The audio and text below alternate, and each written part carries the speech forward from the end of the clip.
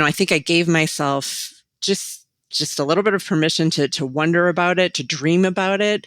And then I think that part of me that I like to, I guess, I still sometimes surprise myself, take some risks. And I just thought, what if I just try it? Who cares? I can always get another job. That's what I said to myself. I could get another job. And I jumped in, and within 3 months, actually, I left my full-time job and dedicated myself completely to Fancypants. I'm Patrick J. McGinnis, and I coined the term FOMO.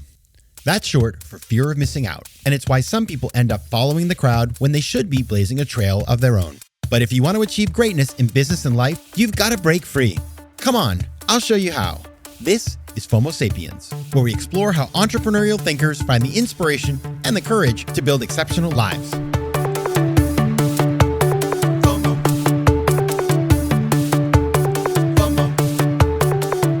Welcome back to another episode of FOMO Sapiens, the show for entrepreneurial thinkers. I'm your host, Patrick J. McGinnis, and today we're talking about Maura Duggan, the founder of Fancypants, which she originally started as a decorative cookie company back in 2004, later evolving the company with her husband and COO, Justin Hausman, into a premium CPG cookie brand in December of 2023. Before becoming a full-time baking entrepreneur, Maura had built a career in neuropsychology education, including working at the Perkins School for the Blind. Famous, I've heard of that before. She earned a master's from Harvard in mind, brain, and education and a bachelor's in neuroscience from Northeastern. Well, wow, good background. I like that. Welcome to the show, Maura. Thank you so much. Appreciate being on. You're gonna have to drop some knowledge on the brain today with your amazing background. I love that. But before we talk about the brain and cookies, which, by the way, are deeply interconnected based on my own lived experience, let's start with a question I ask every guest at the beginning of the show. And the question is this: tell me something unexpected you learned about yourself that changed everything. Yes, well, I learned kind of early on that I really love adventure, and I kind of love the dopamine rush that you get with travel and with business. So I didn't always know that, about myself, but I really do.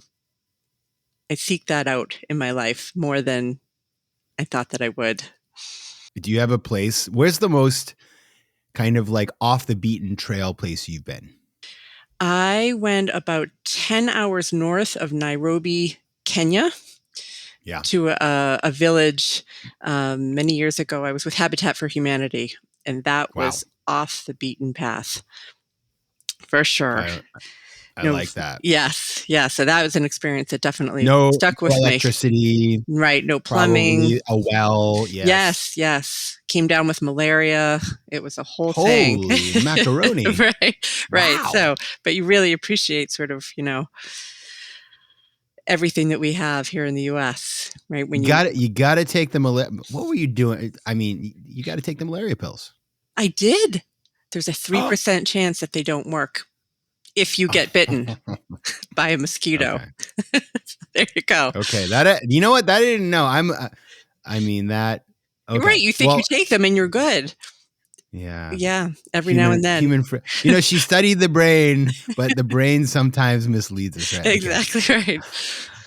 Okay, that's cool. I also have done a bunch of kind of travel into places in Africa that are off the grid, let's say. And I think it's always an amazing experience to see and learn from, and places that I'd like to go back to. So I like that. That makes you ready to be an entrepreneur, because there's oftentimes you're in a place where you don't have instructions and you have to figure it out. I want to start with getting back to the brain, because I am fascinated by this connection. Sure. You made this transition from neuropsychology to entrepreneurship, which doesn't happen every day. So talk about what you have leveraged from all of that work into the work of being an entrepreneur. Yeah, I think there's so many different.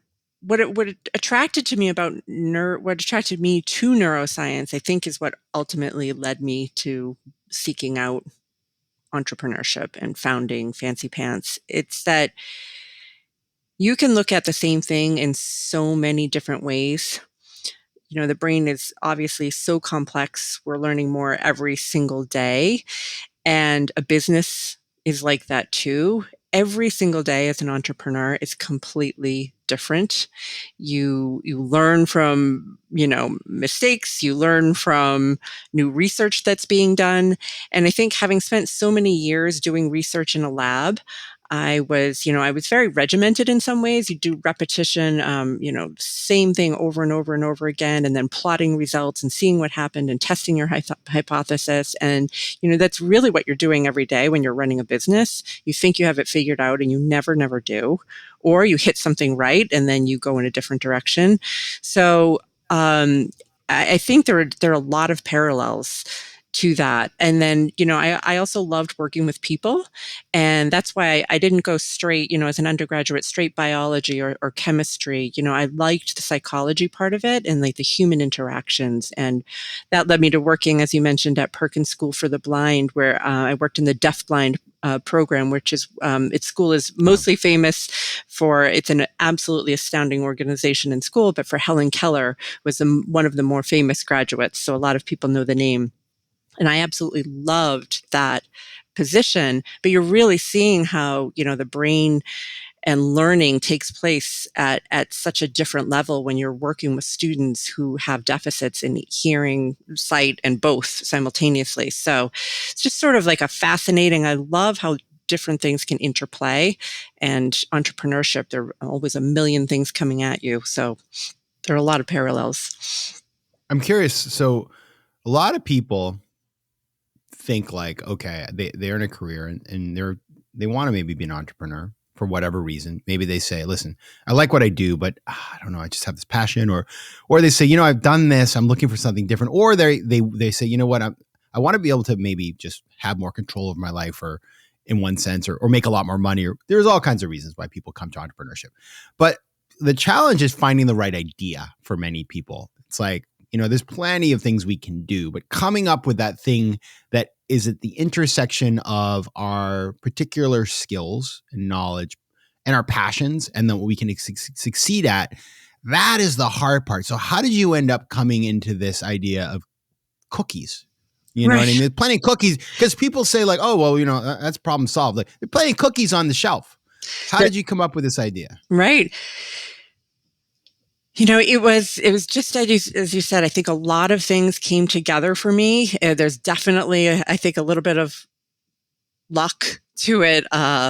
Obviously, a ton of hard work and a ton of help and support from people around me from the early days until now. But I started, I had a job after I finished graduate school, and it was a good job, and it was consistent, and it was interesting, but it really just didn't sit right. Just every day I was, like you said, I'm not loving this. What else could I do?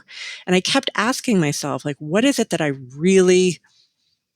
love to do? I was feeling like I kind of needed to like unwind a little bit. I wasn't really enjoying a lot of things. And I kept asking myself, what do I like to do? What do I like to do? And I kept coming back to baking. And at first I thought, that's crazy. Who cares? A lot of, I didn't think I could do anything with it, but I just kept thinking about it and started thinking, imagine if I could just, make a little money and have a little more fun and do this on the side. And that's what I started thinking. What if I could do this a little bit on the side? And I think that gave me the permission to do some research, figure out what did it take? Could I even have a home-based food business out of my apartment in Boston? I found that I could. And that was really, I think I gave myself just a little bit of permission to wonder about it, to dream about it. And then I think that part of me that I like to, I guess, I still sometimes surprise myself, take some risks. And I just thought, what if I just try it? Who cares? I can always get another job. That's what I said to myself. I could get another job. And I jumped in, and within 3 months, actually, I left my full-time job and dedicated myself completely to Fancypants, because I had landed 40 accounts in 3 months, including a pretty major supermarket chain in the New England area. And that was out of your house. Out of my out of your house. And it was an apartment. It was like a second floor walk up where I was carrying up 50-pound bags of flour to get up to my rented kitchen. So I just thought, okay, I'm going to Did do you this. like hire people, or you're doing this all by you must have been working 24 hours a day? I was working a ton of hours, and I think I decided to give my notice at my job when one day I put my head down on my desk and, started to nap. And I thought, I think I'm a little tired here. Time to leave. Wow. So yeah, I was working a ton of hours, but I was really happy doing it, and it was fine. I had a schedule. I was out meeting people. I was baking all the time. I was doing all the books myself. I was doing the deliveries. I was meeting people. I was asking a million questions because I literally had no idea what I was doing at all. Like, I knew how to bake cookies, but I didn't really know how to market them, sell them, set up QuickBooks or do anything else. But it just, I just kept at it. FOMO. Let's talk about like that, the bigger account, right? Mm-hmm. Getting them, because like, were you kind of like, okay, you walk in a supermarket company, they're like, they're buying from like Heinz and Kraft and all the people. Right. And then you have Maura walk in. Did you kind of like fake it till you make it with them? Oh, like, how did you get them? Like, how did you do it? I mean, that's what I truly, yes, fake it till you make it. I mean, I walked in to bakery departments, if it was in, yes, of this supermarket, and said, here, I make these cookies. I make them at home. I have a license. Here's my, would you like to try them and potentially carry them?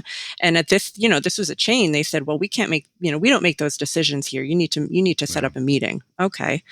I called and asked and said, I'm local. This is what I'm doing. And I got a meeting, which that alone is a miracle, right? I mean, that I was lucky. I had a product. I was careful when I selected the product. I looked around and said, I couldn't do chocolate chip cookies, not at that point.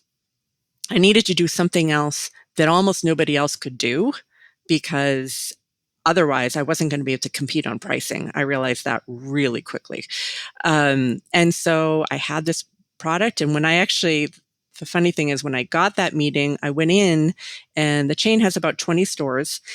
And I was hoping for one store. I was hoping, could I please be carried as a trial for one store? And the buyer said, after about 15 minutes, all right, we're going to put you in the whole chain.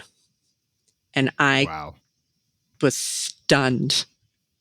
And then I, ran out of there, laughing, sort of crying, thinking, can I even bake this many cookies in my apartment-sized oven? Yeah. Turns out you can, but it requires a ton of work. And no, it was just me at that time, which, maybe I should have hired. Crazy. Yeah, it was a little crazy. Yeah. I want to ask you a question. So you're a you understand neurology. You've studied this stuff. I have to think you're getting the dopamine, the epinephrine, the fight or flight when you're walking out of this. Are you able to stop and be like, this is what's happening in my brain right now. Let me process this. Are you better at handling that stuff than like the average entrepreneur? Or are you just feeling the feelings? No, I don't think so. Yeah. That's you. What is the point of doing this master's if you don't have that skill set? Right. No, I think it was just all like, oh my gosh, this is crazy. You couldn't, it was, and it's still like, I think that's what entrepreneurship is, or at least it is for me. It's very much up and down. The highs are high, the lows are low. You try to be level-headed and think rationally all the time, but, things get very exciting and things can be so disappointing. It's true. You really ride those highs and lows. So you go from, this is crazy. So, I'm stressed out for you. So you go from this point where you're doing it in your kitchen. Obviously today, even though you still produce in-house, you guys do not outsource or work with a contract manufacturer, right. Which, by the way, I have it's interesting you said, because I have a friend who runs a very successful CPG company, somebody you've had on the show before, who tried to go with a third party, and it was a disaster. So like, it can be the right thing. It just depends on what you're doing, but you've chosen this. How did you go from you in your kitchen to you having a team? Like, how did you just kind of figure it out, or did you get was there expertise you brought in? Like, what was the process of making sure you didn't screw it up? It's been a really long process. As you said, I started in 2000, 4. And so it was a lot of figuring out if, by myself sort of on the way. I certainly, if I could, one thing I could go back and think, maybe I should have brought people on earlier, that knew a lot more than I did, but I was, pinching pennies and didn't, and I just sort of felt like I need to figure this out before I start hiring other people and telling them what to do, since I actually don't know. And I thought, and I think there are advantages to that too. There's no part of this job that I haven't done before. It's been built from literally my kitchen. And so now, I have a much larger facility and a lot of employees, and it's amazing. But, I did everything for 1 full year, just, on my own. And then, was realizing, it was my boyfriend at the time, now my husband. He was a teacher. He loved teaching. He had no plans on leaving that career until I said, I really need some help. What do you think? And we took that. He decided, all right, let's give it a try. He was a foodie. It was a great fit, but it wasn't really where he had planned on going. But, so he was sort of like, started on, and then we went a couple joined in, and we started thinking, we cannot keep this going in our apartment. We have to get to a larger space. We would just, there was no space left. And so it was very incremental. I tried to do as much networking as I could.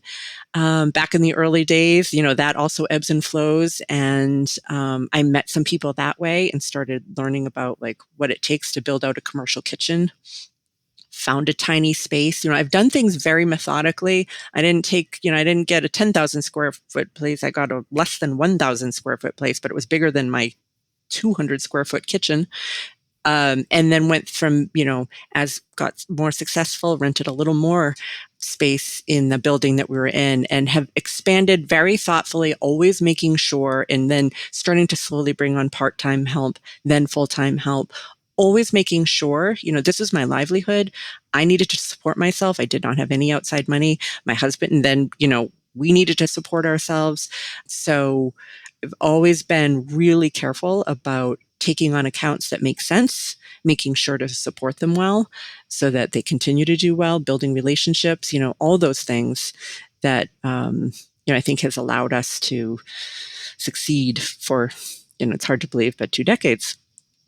Yeah, I mean, what I love about this story, I mean, a lot of things I love. It's a really awesome story. And it reminds me a little of Stacy. You know Stacy's Pita Chips? Yes. She started out in Boston selling, and she's been on the show. And it's like, she just built it slowly. And I love her story. Yes. I mean, it's right. I think there's something to that. There's like, it goes back to, there's no right way. Yeah. And, everybody. Yeah, she started working on like a food cart, and they threw away the extra pitas, and then they fried them up to give to people, and yada, yada, yada. She sells the company, and, it's like she really controlled the whole thing. I don't think she ever raised external capital, like the real deal. But it's slow, and, it's not the kind of story that people like, a lot of people start a company and they think, well, I'll be rich in 5 years. Now, that is not usually the case. That's all marketing and BS. You chose to build something also that, like, it's interesting. So this product, they were nice enough. Maura, thank you. So Maura and the team sent me a big box, many different flavors, because you have like, I don't know, you probably sent me 8 flavors. Now, FOMO Sapiens, you guys know I don't eat a lot of sweets. So I was like happy to receive them and thankful, but I was like, am I going to eat many of these? Well, I brought them up to Maine for Thanksgiving. I tried a couple. I looked at the caloric and the fat content. I was like, these are pretty reasonable. These are actually not bad at all. So I tried some, and I really like them, especially with milk. My dad attacked them like a wild mountain cat.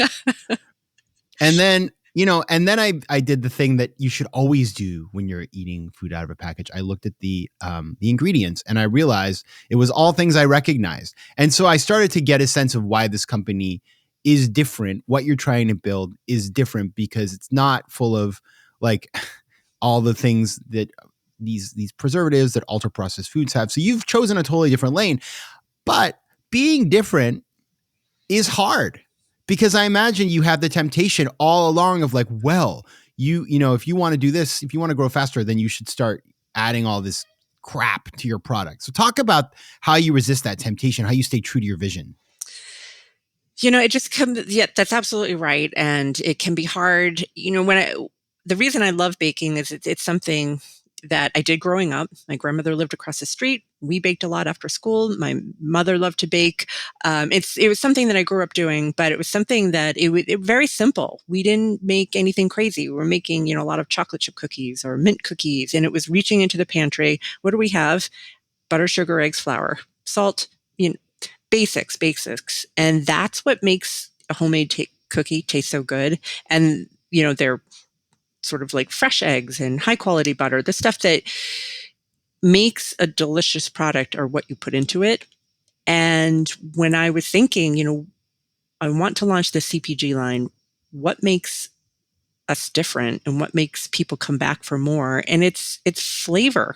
It's, when you want, I think there's a place for all types of cookies and treats, but I think like when you want it to be worth it, right? When you want it to taste delicious and be satisfying, you have to put in the best quality ingredients.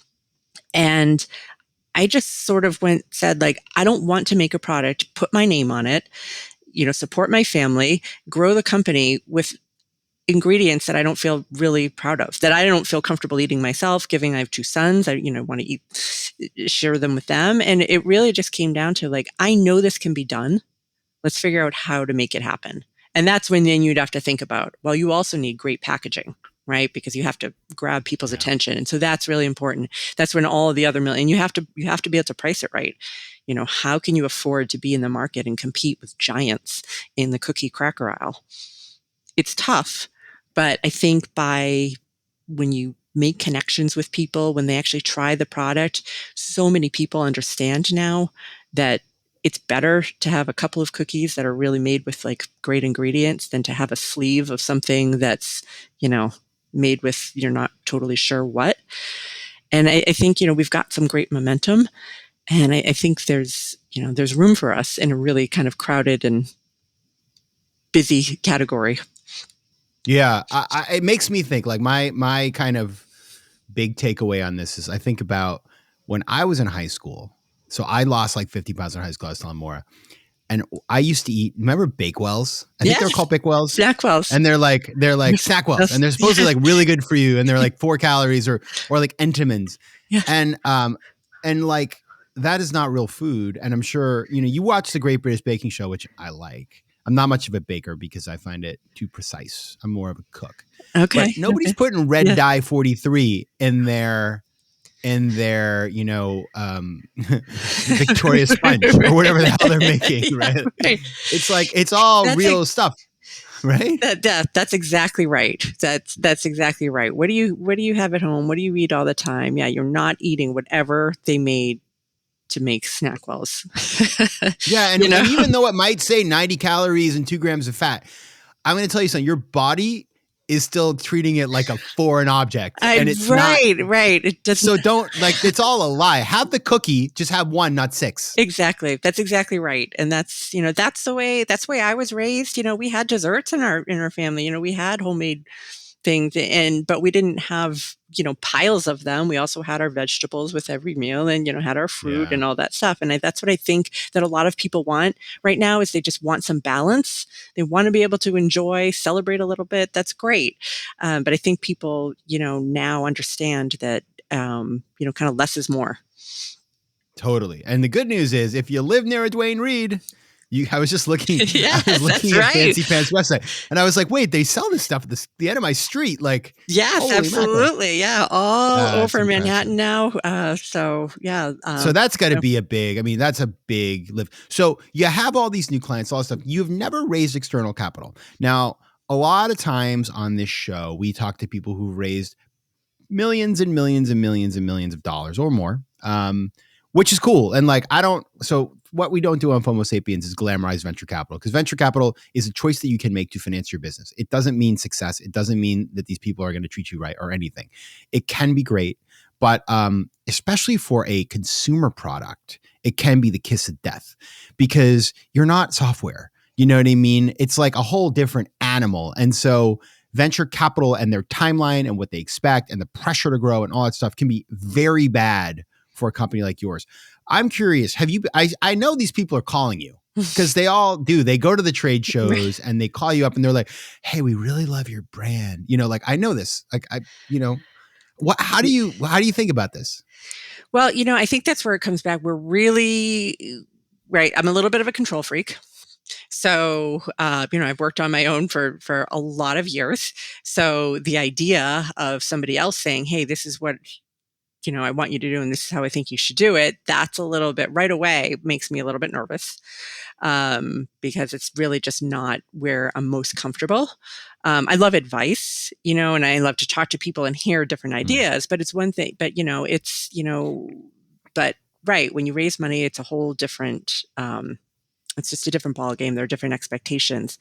I mean, we were really fortunate when I started that I didn't start in CPG, right? I started in fresh bakery departments, and they operate in a completely different way. It was very sort of novice friendly because I sort of walked in and they don't have slotting and they don't have promos and they don't have the same type of marketing things. It's just different. You sort of say, here's a product, here's the markup, here's what you can sell it for. It allowed me to sort of learn as I went without the extraordinary pressures of CPG. And having our own manufacturing facility, we make other people's products too. So we have this whole other revenue stream that allows us. Oh, smart. That, because, I learned pretty early on, if you put all your eggs in one basket and then you lose that account, you can really, really, really get hurt. Yeah. Customer concentration. Yeah. Killer. And so, I've been really careful after, learning a lesson, years ago, you need to diversify. And, because it's not just myself, my husband, and our family, it's all of our employees, right? We have to succeed because those people depend on us they come to work every day. We pay benefits, all those things. So I really feel a responsibility to a lot of people. So I can't really, I just look at it as like, that's not right for me to take on a huge amount of money that I'm not entirely certain that I can, provide the returns that they're demanding.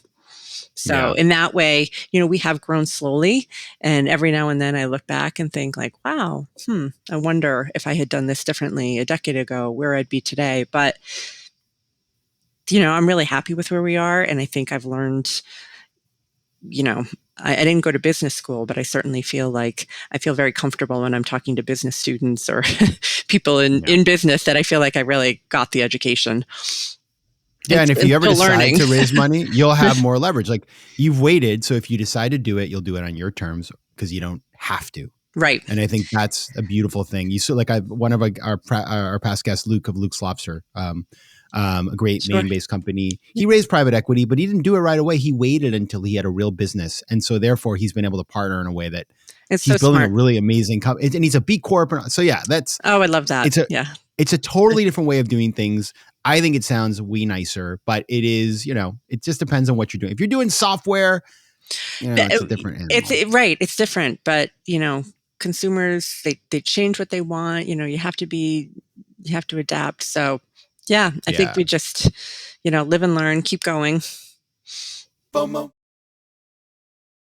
All right. Speaking of living and learning and keeping going, we're going to move on to the lightning round. I'm ready. 4 questions for 4 spicy answers. I'm changing. I'm new season of FOMO Sapiens. I'm moving around, changing, experimenting with some questions. So everybody be ready. First question is this: what is a favorite quote? Favorite quote is "Get better every day." One of my nice. Do you know who said that? Well, it was my neuroscience professor back at Northeastern. Like that. Okay, we like that. Okay, number 2, favorite use case for ChatGPT. Oh, I love it. I do love chat. Me too.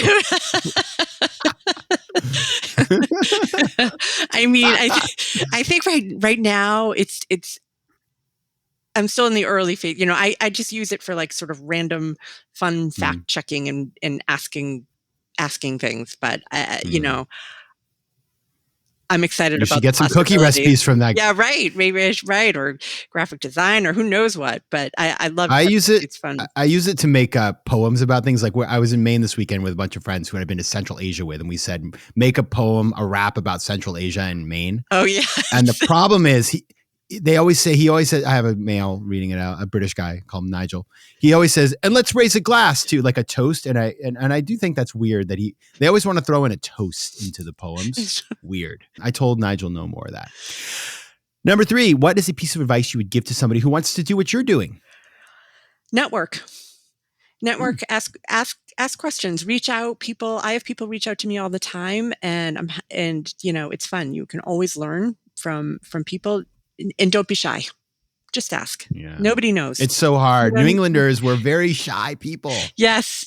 But, you know, I love when people call me, and I'm so grateful when people take my call. Yes, it is a good fit. You have to get over that fear of calling others and asking just call, for advice. Right. If they're busy, they'll tell you. Do it. Yep. Yeah, it's really hard, but you got to do that. Final one. What's your favorite cookie? Or like, what cookie would you like to have?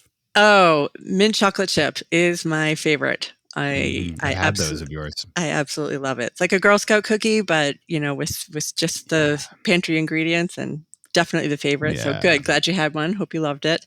I did love it. I reminded me of a Thin Mint, the Girl Scout cookie, which, by the way, I can't have in my home because much like Monica from Friends, it was a driver of my childhood obesity. So we just don't have those things.